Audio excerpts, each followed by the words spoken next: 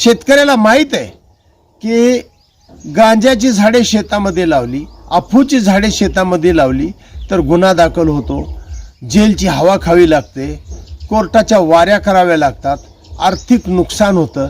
एवढं माहीत असताना सुद्धा शेतकरी इतकी मोठी रिस्क का बरं घेते?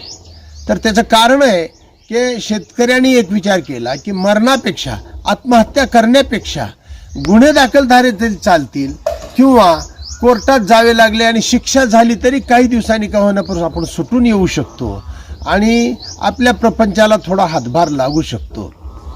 अगदी या सर्व विचाराला मनामध्ये घेऊनच शेतकऱ्यांनी हे टोकाचे पाऊल उचललेले दिसत आहेत. आता लातूर जिल्ह्यामध्ये एका पाठोपाठ एक घटना अशा घडत चालल्या.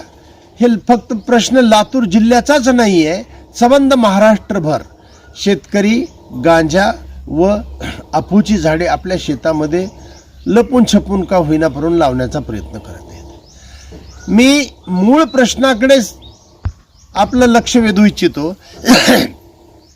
की शेतकऱ्यांच्या शेतीमालाला जर का उत्पादन खर्चावर आधारित रास्त भाव किंवा त्याचा खर्च भरून निघेल अशी जरी व्यवस्था केली तर शेतकरी कदापिही गांजा व अफूच्या शेतीकडे वळणार नाही आहे. कारण या सर्व गोष्टीची जबाबदारी सरकारने घेतली पाहिजे. जितकी तत्परता गांजा व अफूच्या शेतकऱ्यावर गुन्हे दाखल करण्याची, त्याच्यावर धाडी टाकण्याची तुम्ही दाखवत आहात, तर ज्या व्यवस्थेने शेतीमालाला भाव, हमी भाव सुद्धा मिळू नये अशी व्यवस्था केली, त्याचं काय करणार आहेत?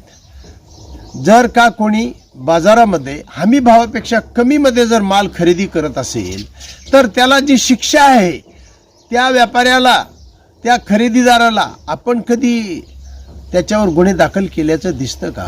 अख्ख्या महाराष्ट्रामध्ये कुठेही गुन्हा दाखल झालेला दिसत नाही आहे. त्याचं कारण असं आहे की ज्या व्यवस्थेने, ज्या यंत्रणेने शेतकऱ्याला हमीभावसुद्धा मिळू नये अशी व्यवस्था केलेली आहे, तीच यंत्रणा बाजारामध्ये सुद्धा आहे.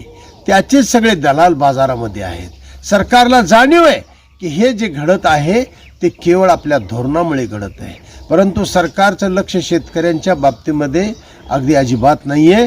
शेती फायद्यात येऊ नये यासाठी सरकार जमेल ते प्रयत्न करत आहेत. मी पुन्हा सांगू इच्छितो की जर का अफू आणि गांजाची शेती याकडे वळणारा शेतकरी थांबवायचा असेल तर तुम्हाला उत्पादन खर्चावर आधारित रास्त भाव देणे हा एकच पर्याय आहे.